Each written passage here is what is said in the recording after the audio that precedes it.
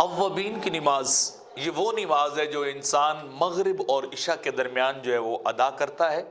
اور اس کا کم از کم اس کی رکعات جو ہے وہ 6 ہیں اور زیادہ سے زیادہ رکعات جو ہیں وہ 20 ہیں۔ حدیث پاک کے اندر اس کی بہت زیادہ جو ہے فضیلت آئی ہے۔ آقا علیہ الصلوۃ والسلام نے ارشاد فرمایا کہ جو شخص مغرب کے بعد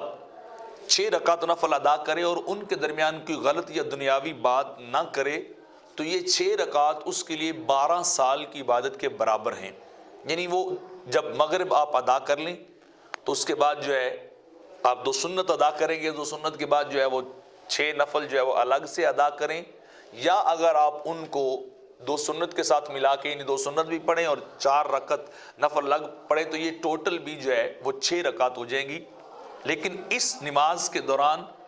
دنیاوی بات یا کس طرح کا کوئی ایسا معاملہ جو ہے نہیں کرنا چاہیے۔ انسان مغرب کو جیسے ادا کرے تو فوری طور پہ اس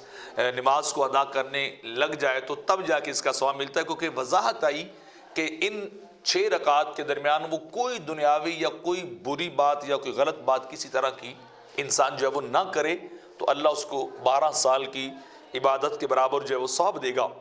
اور دوسری روایت کے اندر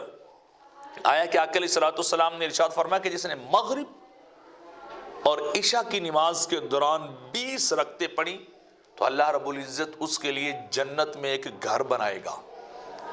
جو بات میں نے پہلے کی چونکہ حدیث سے ماخوذ ہے کہ کم از کم 6 رکعت اور زیادہ سے زیادہ 20 رکعت جو ہے وہ انسان پڑھ سکتا ہے، تو جب انسان 20 رکعت کے بارے میں فضیلت یہ ہے کہ اس کے لیے جنت میں گھر بنایا جائے گا، تو اگر انسان اس کو مداومت کرے نفلی نماز کے اوپر تو بالکل تھوڑا سا وقت انسان کا لگتا ہے، لیکن انسان کو اجر و ثواب ڈھیروں ملتا ہے، کیونکہ وہ اجر و ثواب آج انسان کو اس کا احساس نہیں ہوتا، لیکن کل جب وہ قبر و حشر میں جائے گا، حساب و کتاب ہوگا، تو پھر اس بندے کو پتہ چلے گا کہ میرے لیے کتنا یہ ثواب اور اجر اور اللہ کے ہاں قرب کا جو ہے باعث بنا۔ اللہ ہمیں ایسی نوافل نمازوں کے اوپر مداومت عطا فرمائے۔